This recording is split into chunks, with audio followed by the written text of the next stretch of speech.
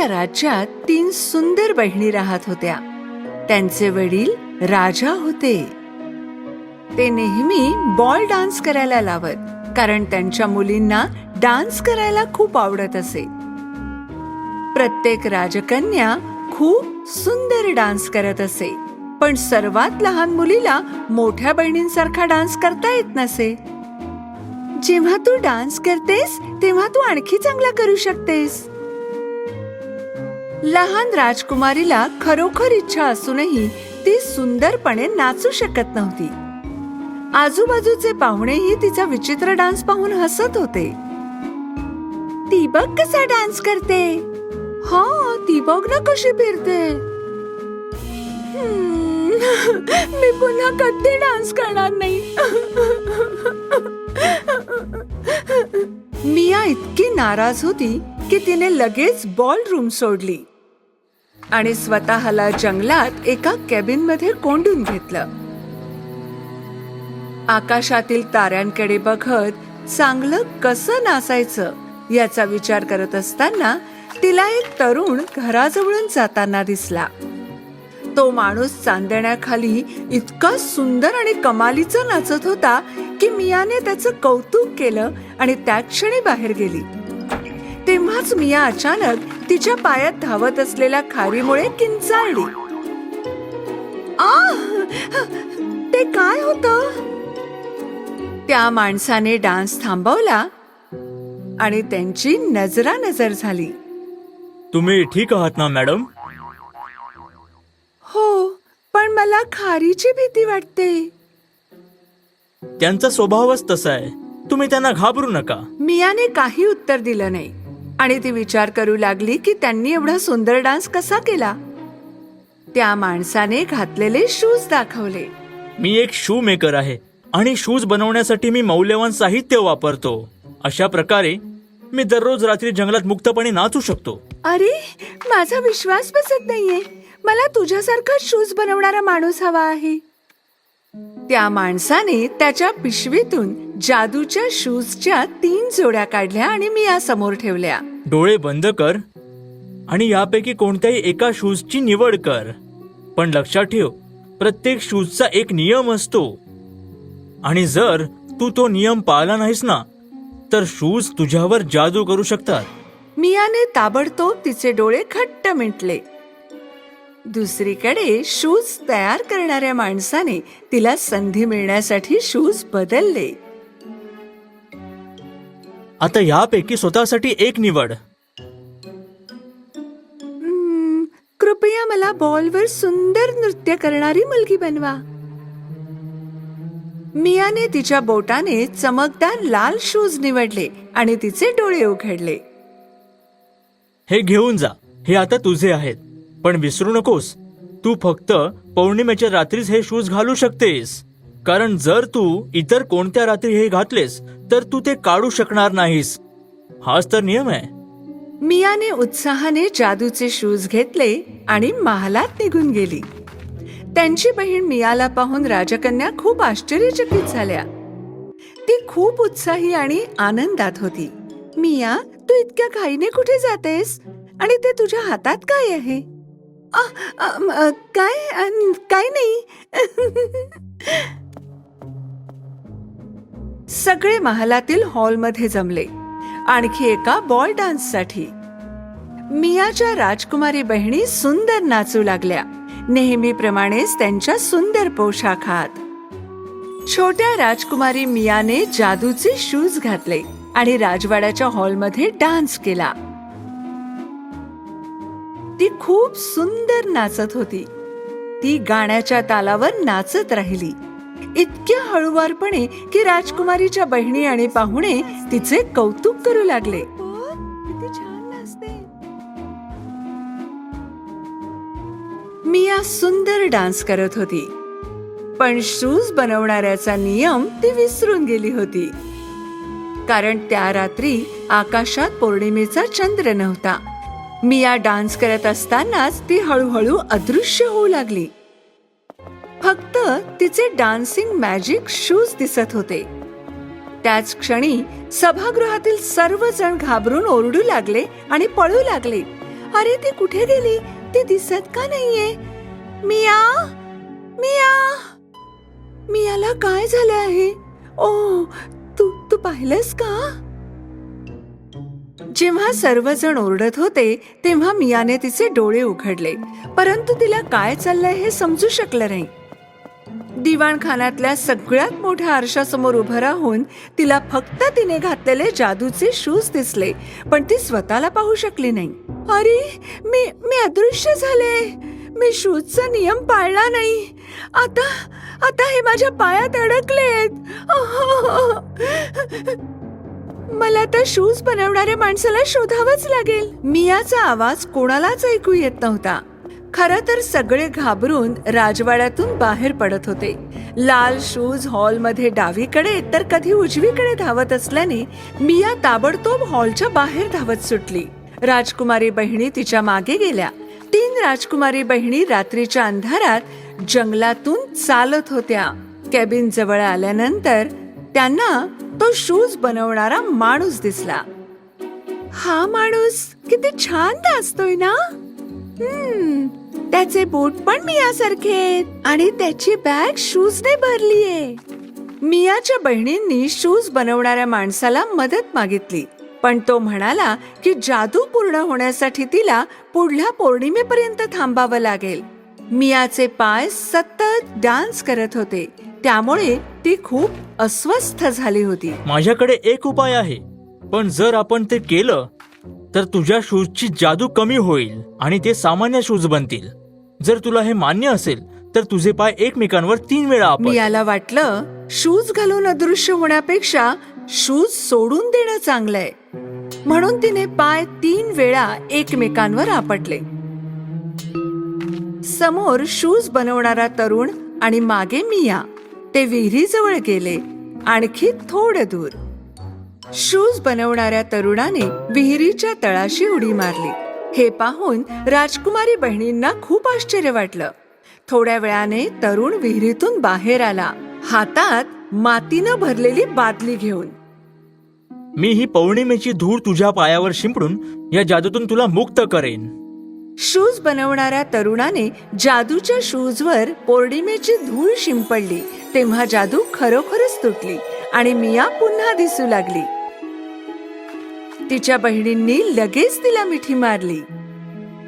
मिया, तुला जादू किंवा जादूच्या शूजची गरज नाही, कारण प्रत्येकाने त्याला जसं येत असेल तसंच नाचावं. हो, तू बरोबर बोलतेस. धन्यवाद शूमेकर, खूप खूप धन्यवाद.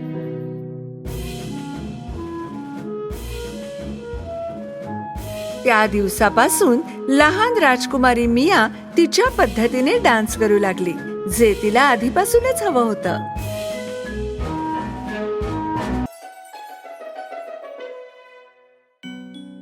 खूप वर्षांपूर्वी इथून खूप दूर एक खूप दिमागदार महाल होता. या दिमागदार महालात एक खूप सुंदर राणी राहत असे. राणीची फक्त एकच इच्छा होती आणि ती म्हणजे तिला एक मुलगी असावी. थंडीचे दिवस होते. राणी खिडकीजवळ बसून कपडे शिवत होती. त्याच वेळी तिला सुई टोचली. तिने कापसाने आपले रक्त पुसताना एक इच्छा व्यक्त केली. माझी इच्छा आहे की मला एक मुलगी असावी, जिचे डोळे ताऱ्यांप्रमाणे चमकावे आणि जिचे ओठ चेरी सारखे असावे आणि तिचे हृदय आनंदाने भरलेलं असावं.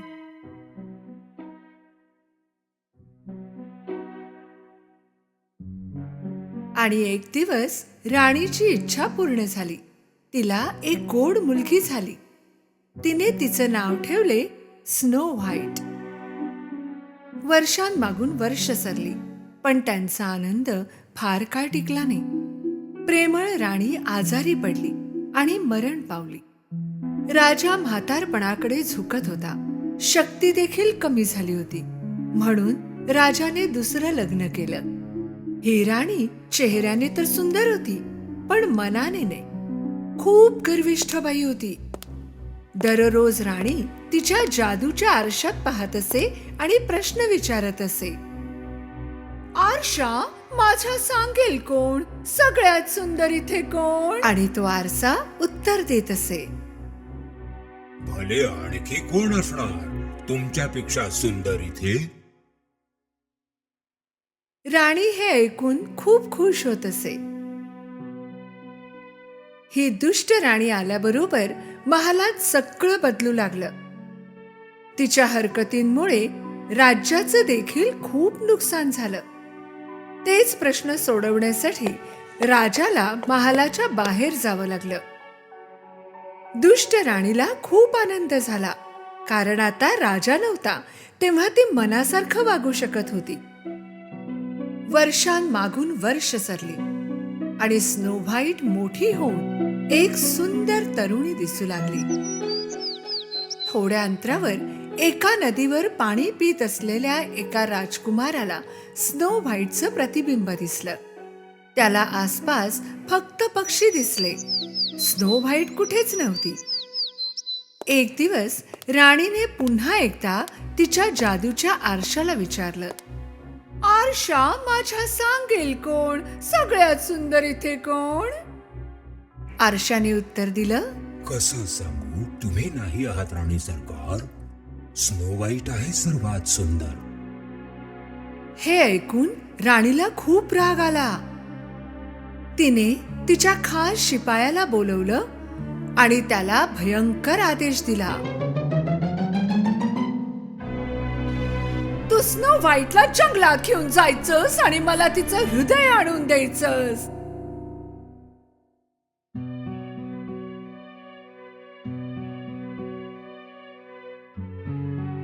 शिपाई स्नो व्हाईटला राणीकडे घेऊन गेले. कशी आहे स्नो व्हाईट? जा, जरा जंगलात फिरून ये. माझा खास शिपाई तुझी काळजी घेईल. शिपाई स्नो व्हाईटला घनदाट जंगलात घेऊन गेले. त्यांना त्यांचं काम करायचं होतं.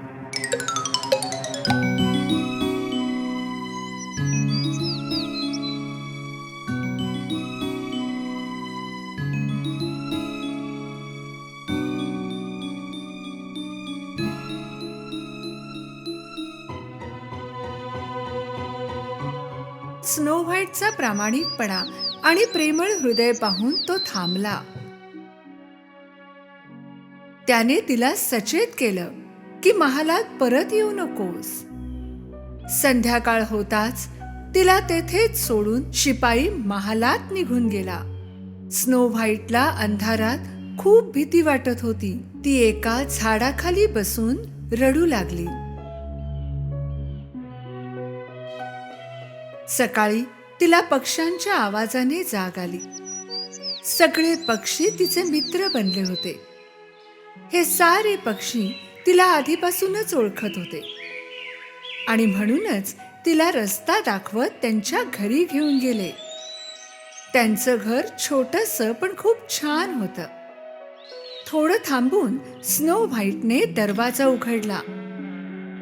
आत सगळं काही छोटं होतं आणि स्वच्छ पण नव्हतं. तिला कळत नव्हतं की हे घर आहे तरी कोणाचं, पण ती इथून जाणार तरी कुठे होती. म्हणून तिने साफसफाई सुरू केली.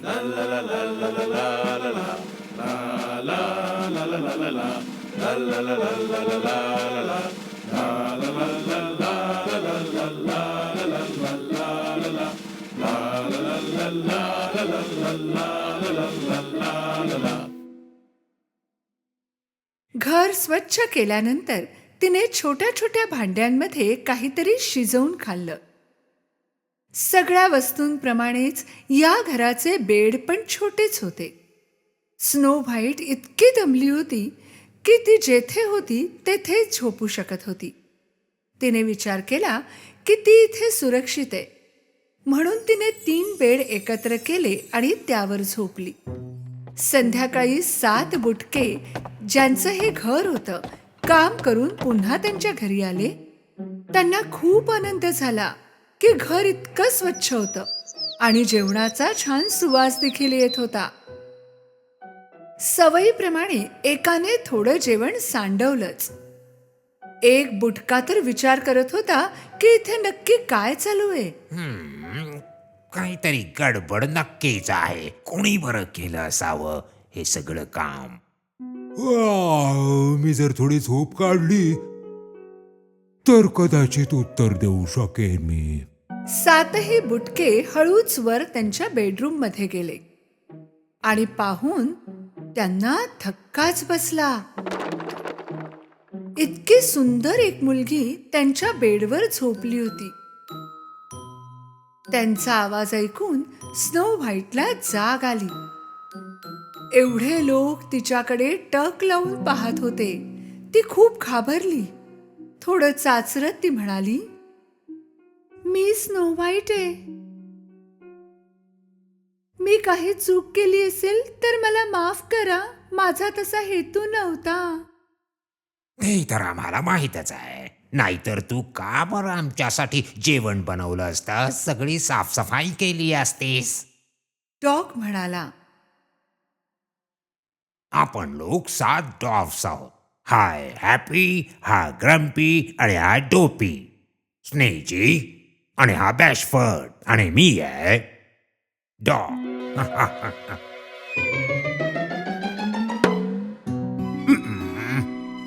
आणि हा स्लीपी. मला झोपू द्या.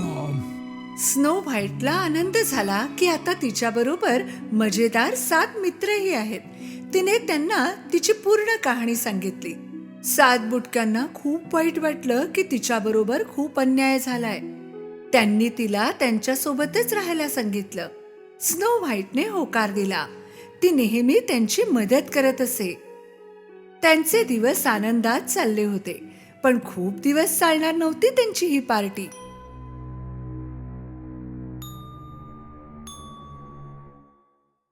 एक दिवस दुष्ट राणीने जादूच्या आरशाला पुन्हा तोच प्रश्न विचारला. आरशा, मला जरा सांग बघू, सगळ्यात सुंदर इथे कोण आहे? आरशाने उत्तर दिलं, क्षमा असावी राणी सरकार, पण माझ्या दृष्टीने तर इथे स्नो व्हाईटच सर्वात सुंदर आहे. पण राणीला वाटलं होतं की ती मरण पावलीये. तिला माहित नव्हतं की शिपायाने काम केलं नव्हतं. आता तिने स्वतःच हे काम करण्याचे ठरवलं. स्नो व्हाईट 7 बुटक्यांना कामाला पाठवत होती, त्यांना एक किस देऊन. डॉगने तिला त्या दिवशीच त्यांचे नियम सांगितले होते. आपले नियम माहीत आहेत ना. कोणी अनोळखी माणूस आला, त्याने दार वाजवलं तरी आपण मात्र ते मुळीच उघडायचं नाही. ओके टोके डॉग, पण तुम्ही यायला उशीर करू नका. स्नो व्हाईट जेवण बनवत होती. तेव्हाच कोणीतरी दरवाजा वाजवला. बुटके त्यावेळी घरी येत नाहीत. कोण आहे बाहेर? डॉग, तुम्ही लोक आहात का? बाहेरून एक म्हातारीचा आवाज आला. मी बिचारी तुझं काय नुकसान करणार आहे? उघड तरी. डोळ्यातून पाहिल्यावर एक अशक्त अशी म्हातारी दिसली. तिने विचार केला की ही बिचारी माझं काय नुकसान करणार आहे, आणि तिने दरवाजा उघडला. अगं माझ्या सुंदर मुली, मी इथूनच जात होते. काहीतरी खायला असेल तर दे. माझे आशीर्वाद मिळतील तुला. स्नो व्हाईटने तिला आत बोलावलं आणि गरम जेवण वाढलं.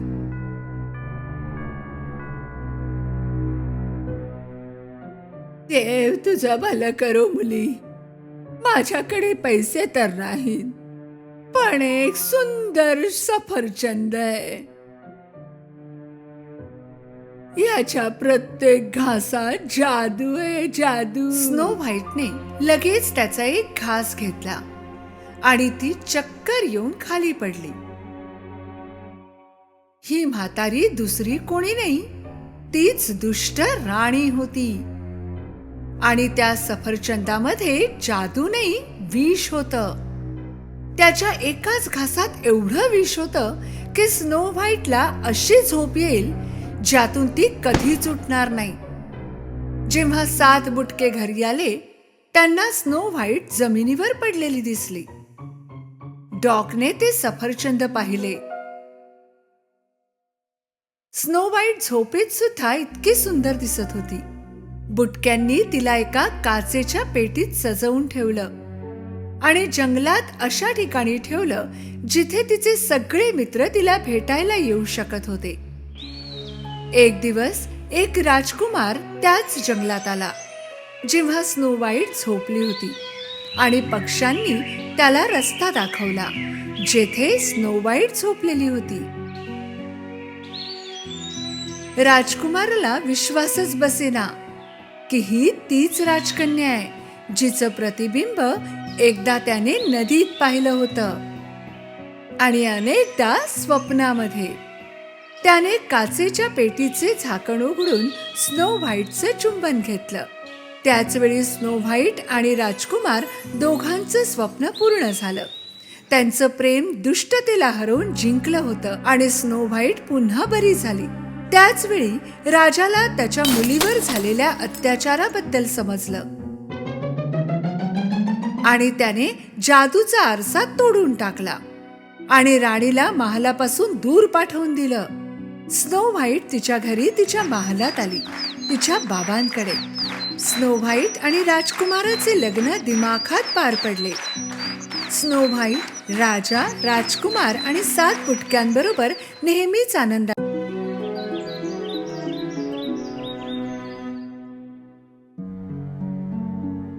एकदा एका दूर देशात एक चेटकीण राहत होती. तिच्या दुःखाचं कारण होतं की तिला मूल होऊ शकत नव्हतं. जर तिला मूल झालं असतं तर ती त्याला तिची सगळी गुपिते आणि शक्ती देऊ शकणार होती.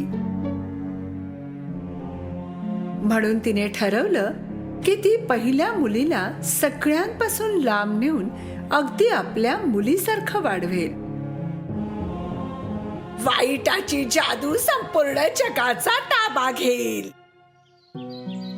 चेटकीण राहत होती तेथूनच काही अंतरावर एक शेतकरी नवरा बायको राहत होते.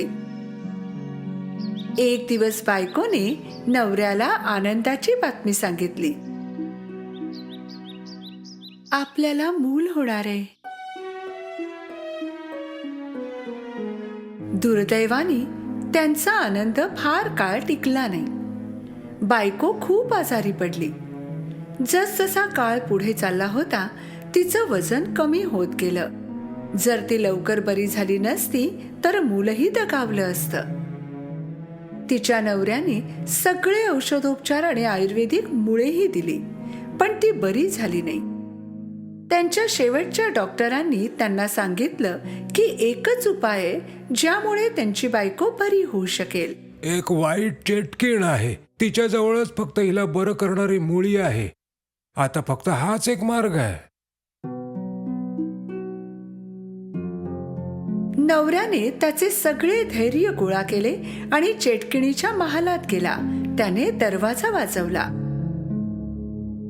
इतक्या निर्भयपणे माझा दरवाजा वाजवतोय, नक्कीच महत्वाची बाब असणार. माझी बायको आजारी आहे, तिची तब्येत खूप बिघडली आहे. मी असं ऐकलंय की केवळ तुमच्याकडेच तिच्या उपचारांची जंगली मुळी आहेत. अच्छा, पण मी का मदत करू? मी विनंती करतो, कृपया माझी मदत करा. माझी बायको गरोदर आहे. जर मी तिच्यावर उपचार केले नाहीत तर मी दोघांनाही गमावून बसेन. त्याची परिस्थिती पाहून चेटकिणीने तिचा विचार बदलला आणि त्याची मदत करण्याचा निर्णय घेतला. जर तू म्हणत असशील तर मी तुला मदत करेन. चेटकिणीने त्याला औषधी मुळ्या दिल्या. या मुळ्यांच्या पानांचा एक एक तुकडा रोज तुझ्या बायकोला खाऊ घाल, तुला तिच्यात चांगला बदल दिसेल. नवरा खुश झाला, धावत पळत घरी गेला. त्याच्या बायकोने रोज एक तुकडा खाल्ला. तिच्या तब्येतीत सुधारणा होऊ लागली आणि तिने गमावलेलं वजनही वाढू लागलं. पण काही दिवसांनी चेटकिणीने दिलेली औषधं संपली. बायकोची तब्येत पुन्हा बिघडली. यावेळी कमी वेळातच तिची परिस्थिती जास्त गंभीर झाली. कोणताच उपाय नसल्या कारणाने नवऱ्याने पुन्हा चेटकिणीच्या महालाचा दरवाजा वाजवला. चेटकिणीला माहित होतं तो पुन्हा नक्की येणार. या त्याच बिया आहेत ज्याने तुझी बायको बरी होऊ शकेल. तू ह्या बिया तुझ्या बागेत लाव, बघ तुझ्या बायको मुलाला वाचवू शकशील. पण माझी एक अट आहे, जर तुला मुलगी झाली तर ती मुलगी मला द्यायचीस. मी अशी अट कधीच मान्य करू शकत नाही. मग जा इथून. चेटकिणीने त्याच्या तोंडावर दरवाजा बंद केला. दुखी होऊन नवरा घरी परतला. तो बायकोला काहीच सांगू शकत नव्हता. जसजसे दिवस चालले होते, बायकोची तब्येत बिघडत गेली. आता मुलालाही धोका वाढला. नवऱ्याची झोप उडाली होती. जर त्याने चेटकिणीची अट मान्य केली नसती तर तो बायको मुलाला गमावून बसला असता. पण त्याने अट मान्य केली आणि जर त्याला मुलगा झाला असता तर त्याची बायको आणि मुलगा दोघेही वाचले असते. म्हणून त्याने त्याचं मन घट्ट केलं आणि चेटकिणीच्या महालात गेला. त्याने चेटकिणीची अट मान्य केली आणि बिया घरी घेऊन आला. चेटकिणीने दिलेल्या बिया त्याने बागेत लावल्या. खूपच कमी दिवसात रोप आलं. त्याने बायकोला पाने खाऊ घातली. जसजसे दिवस गेले त्याची बायको बरी होत गेली आणि तिने एका छानशा बाळाला जन्म दिला. पण नवऱ्याला भीती वाटत होती. ही एक सुंदर मुलगी आहे. त्याच दिवशी राजमहालात देखील एक उत्सव साजरा केला जात होता. राणीने एका मुलाला जन्म दिला होता. राजा खूप आनंदात होता की आता त्याच्यानंतर त्याचा राजकुमार असेल, जो भविष्यात राजा बनेल. राज्यातील जनता दिलदार राजा आणि राणीवर खूप प्रेम करत असत. कोणालाही माहित नव्हतं की भविष्यात एक दिवस या दोन मुलांचं आयुष्य एकच असेल. नवरा बायकोचा आनंद जास्त वेळ टिकला नाही. त्याच दिवशी चेटकिण आली आणि तिने मुलीची मागणी केली. नवरा बायकोने जड मनाने मुलगी चेटकिणीला दिली. माझी मुलगी, माझी मुलगी. ती आता माझी मुलगी आहे, पण तुम्ही काळजी करू नका, मी तिची काळजी घेईन. मी हिला रपन्झेल नाव देते. चेटकिण मुलीला घेऊन जंगलात गेली, जेथे तिचा मोठा टॉवर होता. चेटकिण पायऱ्यांनी घराच्या खूप वरपर्यंत चढली. ती घराच्या शेवटच्या माळ्यावर एका खोलीत पोहोचली. चेटकिणीने मुलीला पाळण्यात ठेवलं. रॅपेन्झेल, माझी सुंदर मुलगी. चेटकिणीलाच आपली आई मानून रपन्झेल त्या घरात तिचं आयुष्य जगत होती. दिवसा रपन्झेल टॉवरवरून खाली उतरून महालाच्या समोरच खेळत असे आणि रात्री पुन्हा टॉवरच्या शेवटच्या माळ्यावर तिच्या छोट्याशा खोलीत परतत असे.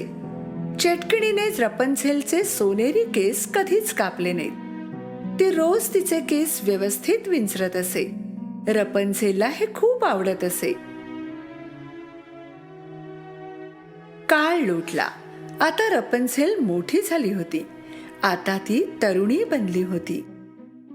एक दिवस चेटकिण टॉवर जवळ आली आणि रपन्झेलला बाहेर बोलवलं.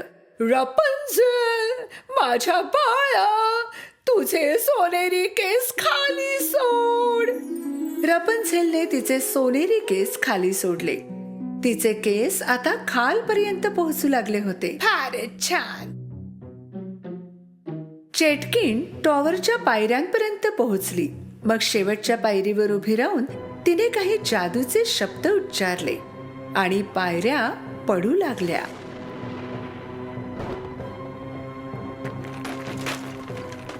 जगातले कोणतेही शब्द या पायऱ्या पुन्हा आणू शकत नाही.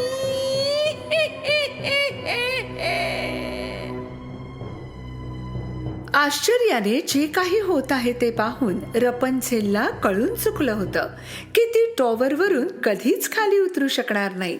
चेटकिण रोज खाली उतरण्यासाठी रपन्झेलच्या केसांचा वापर करायची आणि संध्याकाळीही टॉवरच्या खाली येऊन रपन्झेलला हाक मारायची. रपन्झेल, रपन्झेल, तुझे केस खाली सोड, तुझी आई आली आहे. तिचा आवाज ऐकून रपंझेल तिचे केस खाली सोडायची आणि त्यावरून चेटकीण वर चढायची. आई, तू मला टॉवेरच्या बाहेर का जाऊ देत नाहीस? तू मला इथे का ठेवलं आहेस? माझ्या प्रिय मुली, मी तुझ्यावर खूप प्रेम करते म्हणून तुला जगातील वाईट गोष्टींपासून वाचवू इच्छिते. रपंझेल संपूर्ण दिवस गाणे गाण्यात आणि जे पक्षी तिच्या खिडकीवर येऊन बसत त्यांच्याशी बोलण्यात घालवत असे. दुसरीकडे जो मुलगा त्याच दिवशी राजमहालात जन्माला आला होता तोही आता तरुण झाला होता. राजा आता म्हातारा झाला होता आणि त्याची इच्छा होती की त्याच्या तरुण मुलाने आता त्याची गादी चालवावी, एखाद्या राजकुमारीशी लग्न करावं आणि त्याला नातू द्यावा. अन्य राज्याच्या अनेक राजकुमारी महालात येऊन जात होत्या, पण राजकुमाराला त्यातली एकही त्याची पत्नी म्हणून पसंत नव्हती. शेवटी राजकुमार एका यात्रेकरिता निघाला, त्याच्या खऱ्या प्रेमाच्या शोधात. जेव्हा तो जंगलाजवळ पोहोचला जेथे तो टॉवर लपलेला होता, त्याने त्याच्या माणसांना विचारलं, मी या जंगलात यापूर्वी कधीही गेलो नाही. चला या जंगलातून जाऊ, कदाचित आपल्याला चांगला रस्ता सापडेल. राजकुमार, हे जादूचं जंगल आहे. ऐकलंय की जो कोणी आत जातो तो कधीच परत येत नाही. असं तू म्हणतोयस? काय सांगावं, एखादी अफवा असेल. स्वतः जाऊन बघूया ना. राजकुमार आणि त्याच्या माणसांनी जंगलात प्रवेश केला. राजकुमाराला स्वतःवर भरोसा होता, पण त्याच्या माणसांना नव्हता. काही वेळानंतर त्यांना एक टॉवर दिसला जेथे रपंझेल राहत होती. मग त्यांनी रपंझेलचे गाणे ऐकले.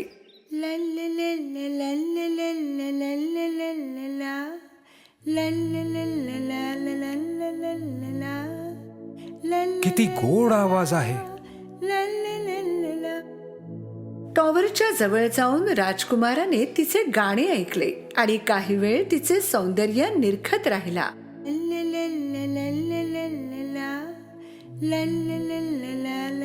त्याच वेळी चेटकीण तेथे आली आणि तिने रपेन्झेलला हाक मारली.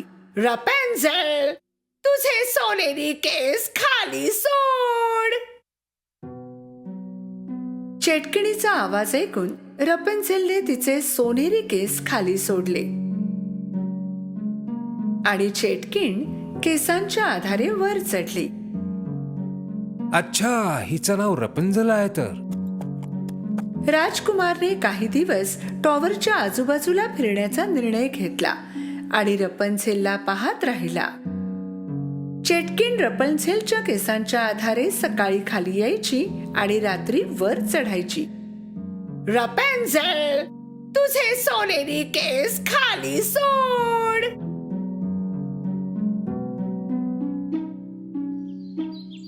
शेवटी एक दिवस राजकुमाराने सर्व हिंमत गोळा केली आणि जेव्हा चेटकीण तेथे नव्हती तेव्हा टॉवरच्या जवळ गेला आणि हाक मारली. रपेन्झेल, रपेन्झेल. रपेन्झेलने पहिल्यांदा तिच्या आईशिवाय कुणाचा तरी आवाज ऐकला होता. आधी तिला संकोच वाटत होता, पण नंतर ती उत्सुक होती हे पाहण्यासाठी की कोण असू शकतं. म्हणून तिने खिडकीतून खाली पाहिलं. तिने पाहिलं की एक तरुण खालून तिच्याकडे पाहत होता. तू कोण आहेस आणि तुला माझं नाव कसं माहित आहे? मी या राज्याचा राजकुमार आहे. मी तुझा अद्भुत आवाज ऐकला आणि मला तुला भेटायचं आहे. मला अनोळखी लोकांशी बोलण्याची परवानगी नाही. कृपया निघून जा. तुला माझ्यापासून काही धोका नाही, मी वचन देतो. कृपया खाली ये, म्हणजे आपल्याला बोलता येईल. मी नाही येऊ शकत, इथे पायऱ्या नाहीत. त्याच वेळी रपेन्झेलने आईला येताना पाहिलं. लवकर येथून निघून जा, आईने तुला पाहायला नको. राजकुमार लगेच झाडाच्या मागे लपला. टॉवरच्या जवळ जाताच चेटकिणीने हाक मारली आणि रपेन्झेलच्या केसांवरून वर चढली.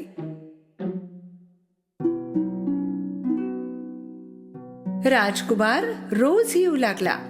आता ते मित्र बनले होते आणि तिलाही कळून चुकलं होतं की राजकुमारापासून कोणताही धोका नाही, म्हणून तिने खाली केस सोडले.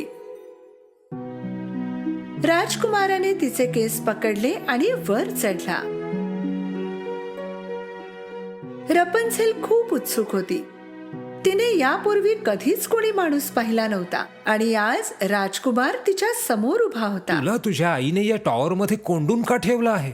आई मला सांगते की हे जग वाईट माणसांनी भरलंय. ती माझं रक्षण करण्याचा प्रयत्न करते आहे. पण हे हास्यास्पद आहे. एखादी आई आपल्या मुलीला असं का बरं कोंडून ठेवेल? हो, हे खरं आहे की जगात वाईट गोष्टी आहेत, पण त्याचबरोबर सौंदर्य देखील आहे ना.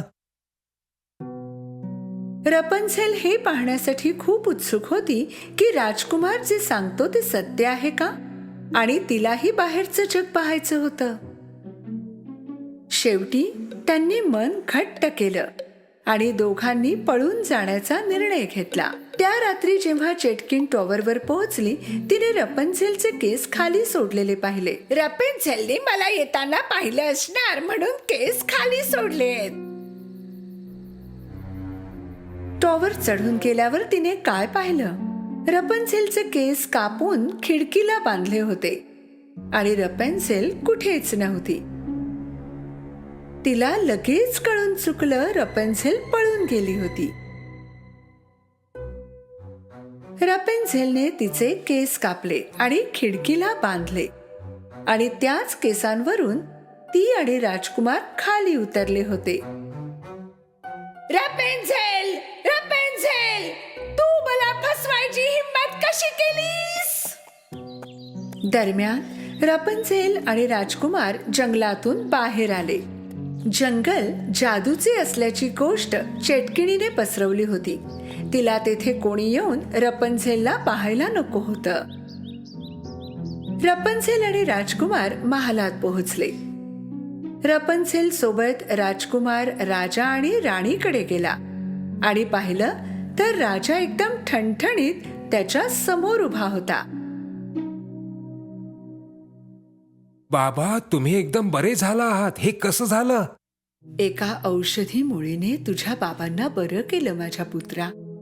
काय बरं म्हणतात त्याला? हो, रपन्झेल. रपन्झेल? राजकुमारने त्यांना सगळ्या घटना सांगितल्या.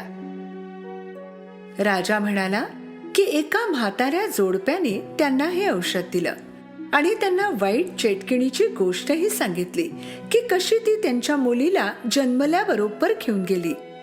राजकुमार आणि रपन्झेल त्या जोडप्याच्या घरी गेले. जसं त्या बाईने सोनेरी केसांच्या मुलीला पाहिलं, तिने लगेच ओळखलं की ही तिचीच मुलगी रपन्झेल आहे, जिला चेटकिन घेऊन गेली होती. माझी मुलगी, शेवटी तू माझ्या जवळ आलीसच.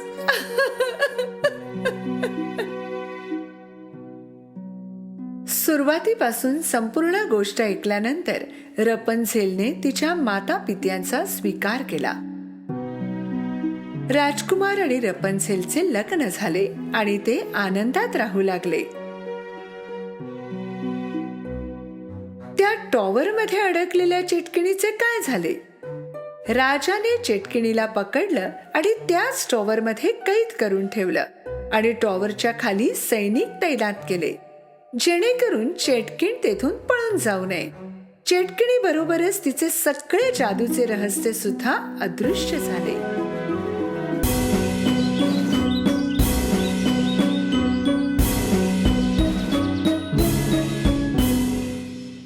खूप वर्षांपूर्वी या पृथ्वीवर खूप दूर सिंड्रेला नावाची एक सुंदर मुलगी राहत होती. सिंड्रेलाच्या आईच्या मृत्यूला खूप वर्ष झाली होती. तिच्या वडिलांनी तिला लहानाचं मोठं केलं होतं. जेव्हा सिंड्रेलाच्या वडिलांनी दुसरं लग्न केलं, तेव्हा तिच्या आयुष्यात बरेच बदल झाले. तिच्या वडिलांची दुसरी पत्नी आणि तिच्या 2 मुली त्यांच्या सावत्र वडिलांच्या घरी राहायला आले. पहिल्यांदा ते भेटले तेव्हापासून सावत्र आई सिंड्रेलाचा राग करत असे. ती आणि तिच्या 2 मुली सिंड्रेलाचं सौंदर्य आणि दयाळू मनाची खूप ईर्ष्या करत असे. सिंड्रेलाच्या सावत्र बहिणी सिंड्रेला इतक्या सुंदर नव्हत्या. एवढंच नाही तर त्या कठोर आणि बिघडलेल्या होत्या. एक दिवस सिंड्रेलाच्या वडिलांना कामानिमित्त लांबच्या प्रवासाला जावं लागलं. आणि हीच ती वेळ होती जेव्हा सिंड्रेलाच्या आईने आणि तिच्या बहिणींनी तिचं आयुष्य नरक बनवून टाकलं. जेव्हा सिंड्रेला बगीच्यात आपल्या आवडत्या मित्रांसोबत गप्पा मारत होती तेव्हा तिची सावत्र आई तिच्या जवळ आली. आजपासून तू या गच्चीवर राहायचंस, घरातली सगळी कामं करायचीस आणि मला तुझे हे अशा कपड्यात वावरणं अजिबात पसंत नाही. सिंड्रेलाला कळत नव्हतं की यावर काय बोलावं. नाईलाज असल्यामुळे जसे तिने सांगितले तसे सिंड्रेलाने केले. तिने आपल्या वस्तू उचलल्या आणि गच्चीवर गेली. त्यानंतर घरातली सर्व कामे सिंड्रेला स्वतःहून करत असे. ती खूप दमत असे, पण तिच्या सावत्र आई आणि बहिणींना तिची दया आली नाही. फरशा पुन्हा पुसून काढ, तुला धूळ दिसत नाही का? तू अजूनपर्यंत कपडे धुतले नाहीस, मला घालायला कपडे नाहीत. सिंड्रेलाला उंदीर आणि खिडकीवर येऊन बसणाऱ्या पक्ष्यांशिवाय कोणी मित्र नव्हते. थंडी वाजू लागली म्हणून रात्रीच्या वेळी सिंड्रेला खाली शेकोटी जवळ आली आणि अंग शेकता शेकता तेथे झोपी गेली. असेच दिवस सरले. एक दिवस शहरात राज्याद्वारा एक घोषणा केली गेली. राजकुमाराच्या वतीने महालात एका पार्टीचं आयोजन करण्यात आलंय. लग्नासाठी पात्र असणाऱ्या सर्वच मुलींना या पार्टीमध्ये आमंत्रित केलं जात आहे.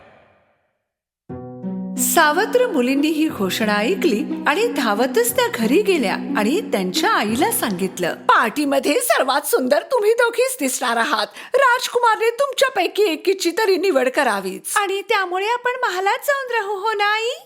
आपल्याला तुम्हा दोघींसाठी गाऊन आणि बुटांची खरेदी करायला हवी. चला खरेदीला जाऊया. सावत्र आई आणि बहिणी बाहेर निघून गेल्या. तेथेच उभी राहून या सगळ्या गोष्टी ऐकणारी सिंड्रेला उदास झाली. बरेच दिवस तयारी चालू होती. सावत्र बहिणींचे गाऊन शिवून आले होते. दररोज त्या दोघी आरशासमोर उभ्या राहून स्वतःला बजावत असे, आपणच या पार्टीमध्ये सुंदर दिसणार.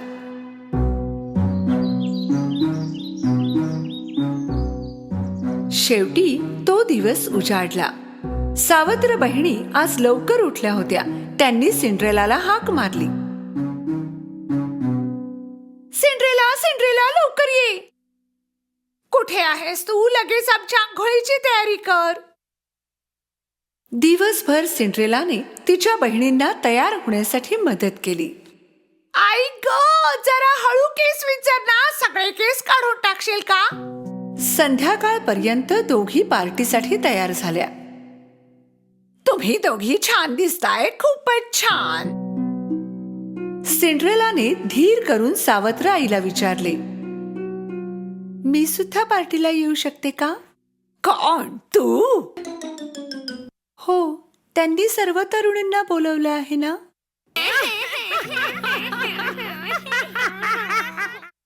पार्टीसाठी तुझा हा ड्रेस आहे का? राजकुमारला त्याच्याकरिता पत्नी हवी आहे, बोलकरी नाही. चला मुलींनो, पार्टीला जायला उशीर होतोय आणि तू लक्षात ठेव, झोपण्यापूर्वी सर्व कामं झालीच पाहिजेत. सावत्र आई आणि बहिणी पार्टी करिता निघून गेल्या आणि घरात एकटीच सिंड्रेला रडू लागली.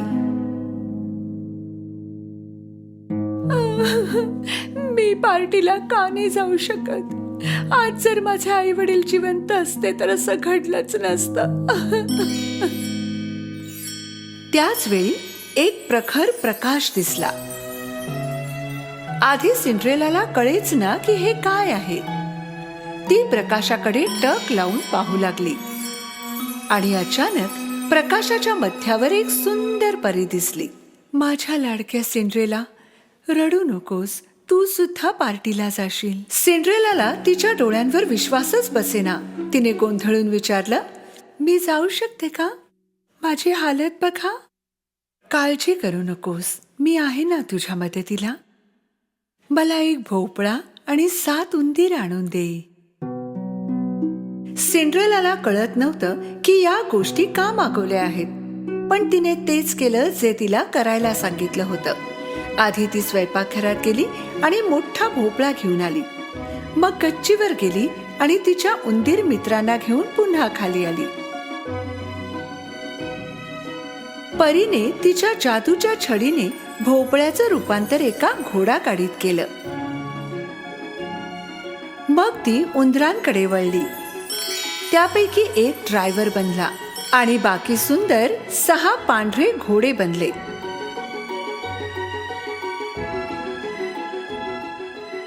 आश्चर्याने सिंड्रेला घोडे आणि गाडी पाहत होती. तेव्हाच परी तिच्याकडे वळली. जेव्हा तिने तिच्या जादूच्या छडीने सिंड्रेलाला स्पर्श केला, तिचा जुना ड्रेस एक सुंदर गाऊन बनला.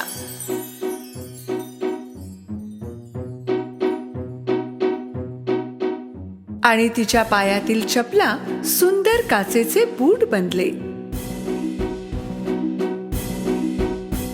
मी राजकुमारी सारखी दिसत आहे. आता पार्टीला जायची वेळ झालीये, पण घाबरू नकोस. घड्याळात 12 वाजल्याबरोबर तू घरी ये, कारण त्यानंतर तू आधी होती तशीच होशील. सिंड्रेलाने परीचं बोलणं नीट ऐकून घेतलं. मग ती घोडागाडीत बसली आणि महालाकडे जाऊ लागली. तिची सुंदर घोडागाडी महालासमोर जाऊन थांबली. जेव्हा सिंड्रेलाने भव्य दरवाजातून महालात प्रवेश केला, तेव्हा सर्वांच्या नजरा तिच्यावर खिळल्या होत्या. ती खूप सुंदर आणि खानदानी दिसत होती. तिची सावत्र आई आणि बहिणी देखील त्या सुंदर महिलेला पाहतच राहिल्या. त्यांनी तिला ओळखलं देखील नाही. अचानक पायऱ्यांवर राजकुमार दिसला. सिंड्रेला खरंच पार्टीत उपस्थित असलेल्या सर्व तरुणींमध्ये सुंदर दिसत होती. राजकुमार पहिल्याच भेटीत त्या सुंदर मुलीच्या प्रेमात पडला. सगळेच उत्सुकतेने तिच्याकडे पाहत होते. तो हळूच पुढे आला आणि तिच्या जवळ आला. सावत्र बहिणींना खूप आनंद झाला की राजकुमार त्यांच्याकडेच येत होता. अरे वा, तो आपल्याकडेच येतोय. नाही, तो माझ्याकडे येतोय. पण राजकुमार पुढे गेला आणि सिंड्रेला समोर जाऊन उभा राहिला. हे सुंदर युवती, तुला माझ्यासोबत नृत्य करायला आवडेल का? सिंड्रेलाने विनयाने राजकुमाराला हो म्हटले. राजकुमार आणि सिंड्रेलाने उत्सुकतेने पाहत असलेल्या आमंत्रितांमध्ये नृत्य करायला सुरुवात केली. सिंड्रेला संगीत आणि नृत्याने एवढी प्रभावित झाली, तिला वाटलं जणू त्या महालात राजकुमार आणि ती फक्त दोघेच होते. ते दोघे रात्री उशिरापर्यंत नृत्य करत होते. सिंड्रेलाच्या लक्षातच आलं नाही की किती वेळ निघून गेला. अचानक तिचं घड्याळाकडे लक्ष केलं. मध्यरात्र उलटून गेली होती. त्याच वेळी सिंड्रेलाला परीचं बोलणं आठवलं. घड्याळात 12 वाजल्याबरोबर तू घरी ये, कारण त्यानंतर तू जशी होती तशीच होऊन जाशील.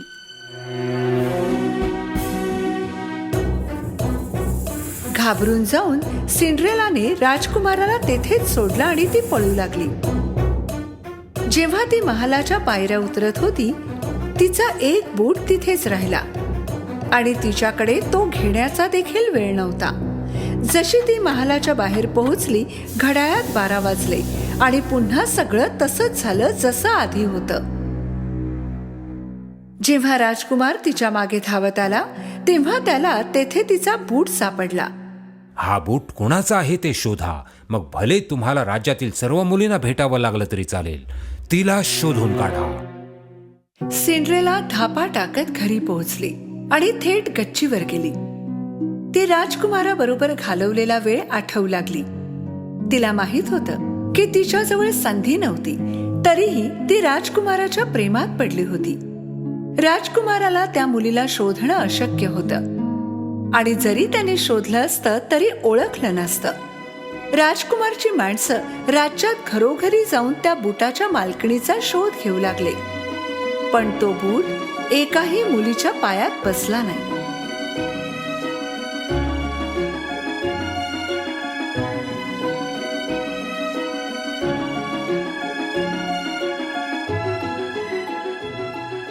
शेवटी राजकुमाराची माणसं सिंड्रेलाच्या घरी पोहोचली. राजकुमाराची गाडी घरासमोर थांबलेली पाहून सिंड्रेला खूप आनंदित झाली. सिंड्रेला तिच्या खोलीच्या बाहेर पडणार तेवढ्यात तिची सावत्र आई दरवाजात दिसली. तू कुठे निघालीस? तुला पण बूट घालून पाहायचं आहे का?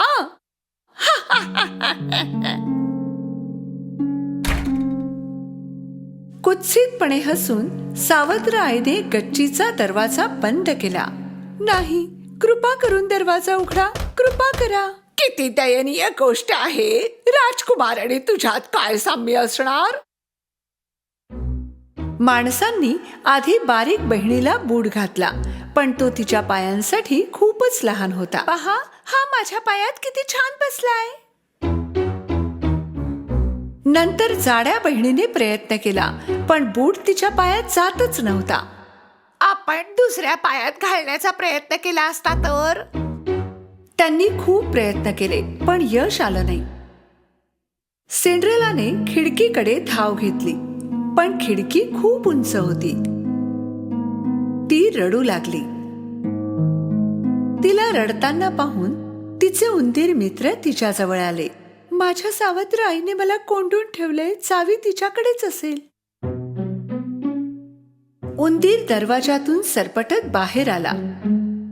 सावत्र आई दरवाजात राजकुमारच्या माणसांसोबत उभी होती.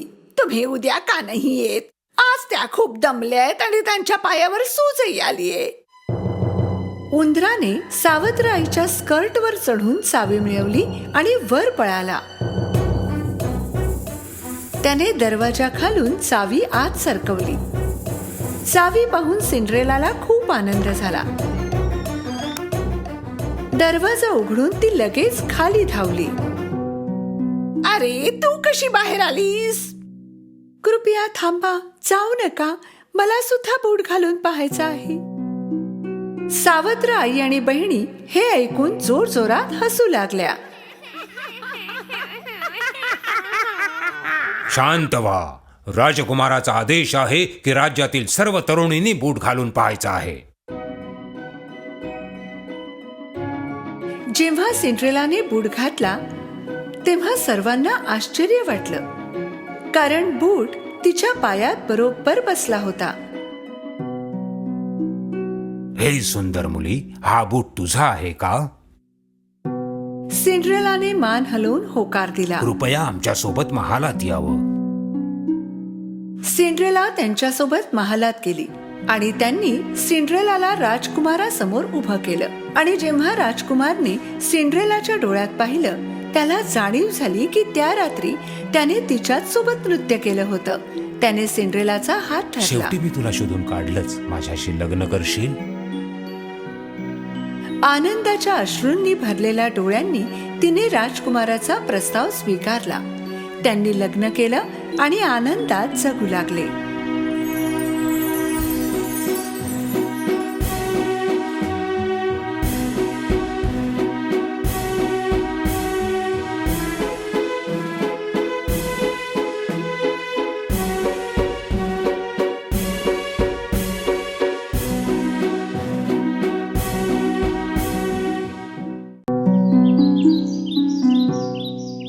एकेकाळची गोष्ट आहे. एक गरीब विधवा बाई आपल्या मुलाबरोबर राहत असे. तिचा मुलगा जॅक काहीही काम करत नसे, कारण तो खूप आळशी होता. त्यामुळे त्यांच्याकडे पैसेही नव्हते. आई, खायला दे ना काहीतरी, मला भूक लागली आहे. दिवस दिवसामागून दिवस गेले. ते लोक आणखी गरीब झाले. एक वेळ अशी आली की त्यांना त्यांची चंदेरी गाय विकावी लागली, कारण ते तिला खाऊ घालू शकत नव्हते. जॅकच्या आईने त्याला सांगितलं की गाय बाजारात घेऊन जा आणि चांगल्या किमतीत विक. मग ते कदाचित खाण्यासाठी काही विकत घेऊ शकले असते. बाजारात जाताना जॅकला एक विचित्र दिसणारा म्हातारा भेटला. त्या म्हाताऱ्या माणसाने गायीकडे पाहिले आणि जॅकला म्हणाला, हे बाळा, जर तू मला तुझी गाय दिलीस तर त्या बदल्यात मी तुला एक मौल्यवान गोष्ट देईन बघ. हे ऐकून जॅकला खूप आनंद झाला. म्हाताऱ्या माणसाने 5 दाणे आपल्या खिशातून काढले. हे एवढेसे दाणे? पण हे जादूचे दाणे आहेत. जॅकचा आधी त्यावर विश्वास बसला नाही, पण तो म्हातारा माणूस म्हणाला, ऐक माझ्या बाळा, तू एक चांगला आणि हुशार मुलगा आहेस. हे जादूचे दाणे घे. तुला कधीही पश्चाताप नाही होणार. माझ्यावर विश्वास ठेव. जॅकने त्याच्यावर विश्वास ठेवला आणि त्या जादूच्या दाण्याच्या बदल्यात आपली चंदेरी गाय त्याला दिली. आपल्या कामावर खुश होऊन जॅक आपल्या घराकडे धावला. आई, हे बघ मी काय आणलंय. जॅकला एवढा आनंदात पाहून त्याच्या आईला वाटलं की तो गाय खूपच चांगल्या किमतीत विकून आला असावा. जेव्हा जॅकने आपल्या आईला जादूचे दाणे दाखवले तेव्हा ती उदास झाली. तिने ते जादूचे दाणे अंगणात फेकून दिले आणि जॅकला आपल्या खोलीत जायला सांगितलं. तू तुझ्या खोलीतच राहायचंय जोपर्यंत मी तुला बाहेर बोलवत नाही, आणि आज तुला अजिबात जेवण मिळणार नाही.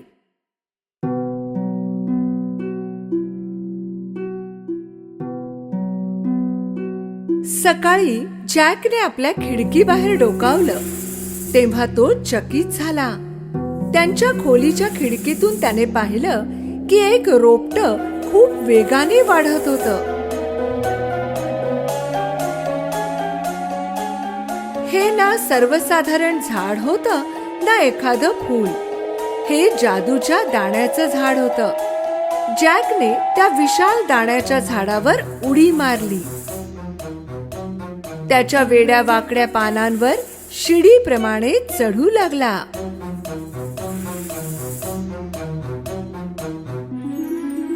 काही वेळ चढल्यावर तो एका विचित्र ठिकाणी पोहोचला. तेथे सगळं काही मोठं होतं. त्याने एक फुलांनी बहरलेला रस्ता पाहिला, ज्याच्या तटावर एक मोठं घर होतं. जॅक घराजवळ पोहोचला आणि त्याने दार वाजवलं.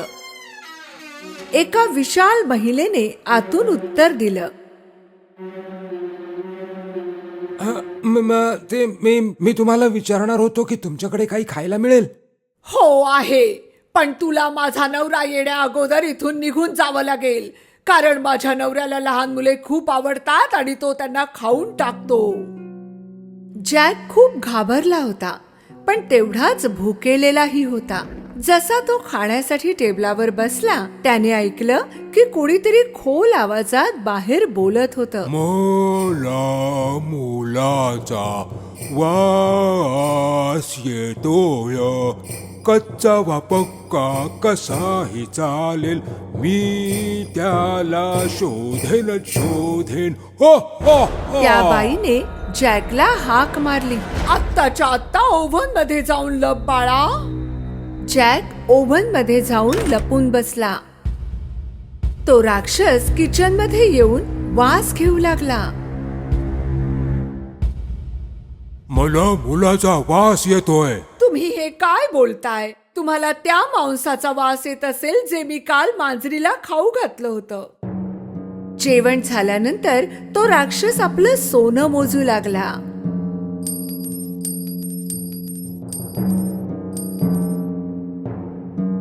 काही वेळानंतर तो मोजता मोजता थकला आणि झोपी गेला.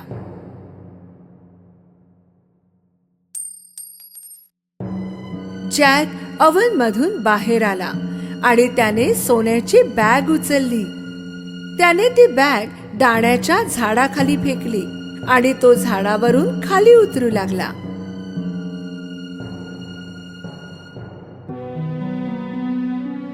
त्याने ती सोन्याने भरलेली बॅग उचलली आणि धावत घरात गेला.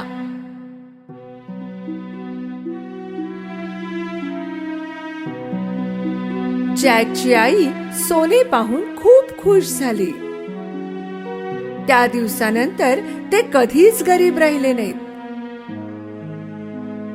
पण काही महिन्यांनी त्यांच्याजवळ जे सोनं होतं ते संपलं.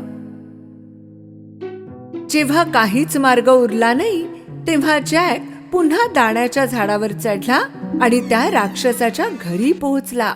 मागल्या वेळी तू इथे आला होतास तेव्हा आमची सोन्याने भरलेली बॅग नाहीशी झाली होती. पण तरीही तिने जॅकला प्रेमाने आत बोलवलं. थोड्या वेळाने राक्षस घरी आला. मला मुलाचा वास येतोय. कच्चा वा पक्का कसाही चालेल, मी त्याला शोधेन. राक्षसाचा आवाज ऐकताच जॅक अवन मध्ये जाऊन लपला.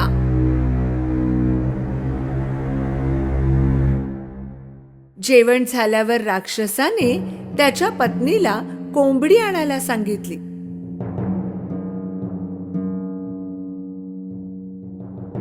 जेव्हा पत्नीने कोंबडी आणली तेव्हा त्याने कोंबडीला अंडे देण्यास सांगितलं.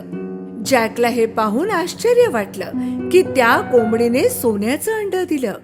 आणि जेव्हा राक्षस झोपला, जॅक अवन मधून बाहेर आला आणि त्याने कोंबडीला उचललं आणि खालच्या बाजूला पळाला. सोन्याच्या अंड्यांमुळे जॅक आणि त्याची आई पुन्हा श्रीमंत झाले होते. पण काही दिवसांनी जॅकने पुन्हा एकदा आपलं नशीब आजमावायचं ठरवलं आणि तो दाण्याच्या झाडावर चढला. त्यावेळी राक्षसाच्या घरात हळूच घुसला, त्याच्या पत्नीपासून लपून छपून, आणि मोठ्या तांब्याच्या भांड्यात जाऊन लपला. थोड्या वेळाने राक्षस तेथे आला. मला मुलाचा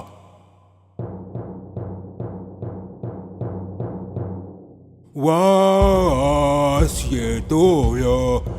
कच्चा वा पक्का कसाही चालेल, मी त्याला शोधेन. यावेळी राक्षसाच्या बायकोने जॅकला पकडायचं ठरवलं. जर एखादा मुलगा असेल तर अवन मध्ये असेल. जॅक दुसरीकडे लपला होता. राक्षस आणि त्याच्या बायकोने संपूर्ण घर शोधलं, पण त्यांना जॅक सापडला नाही.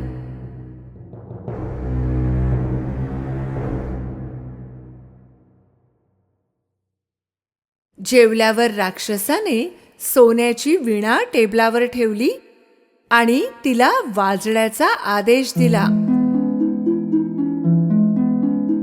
विणा वाजू लागली आणि राक्षस झोपी गेला.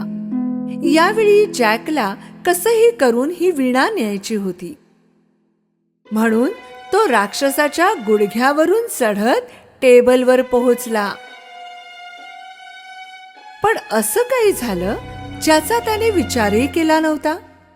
वाचवा! विणा ओरडली. जॅकने विणा पाठीशी मारली आणि टेबलवरून उडी मारली. राक्षस जागा झाला आणि जॅकच्या मागे धावला. जॅक दाण्याच्या झाडावरून गतीने खाली उतरू लागला आणि राक्षस त्याच्या मागे. जेव्हा तो घरी पोहोचला, जॅकने आईला बोलवलं. आई, लवकर ये आणि कुऱ्हाड घेऊन ये.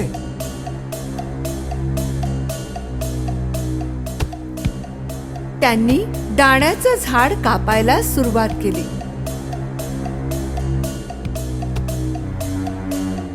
शेवटी त्यांनी दाण्याचं झाड कापून टाकलं आणि राक्षस जोरात जमिनीवर पडला. ते दोघे राक्षसापासून सुरक्षित होते. नशीब आपलं, आपण वाचलो. ते दोघे सुरक्षित होते, पण जॅकला आपल्या वागण्यावर खूप पश्चाताप होत होता. तो आज लोभी वृत्तीमुळे जीव गमावून बसला असता. त्याने त्याच्या आईला वचन दिलं की तो कधीही चोरी करणार नाही आणि तो उद्यापासून खूप कष्ट करणार आहे. त्या दिवसानंतर जॅक आणि त्याची आई कधीही गरीब राहिले नाहीत. हो, त्यांच्याजवळ सोन्याचे अंडे देणारी कोंबडी होती मदतीसाठी, पण जॅकनेही काम करणं सोडलं नाही.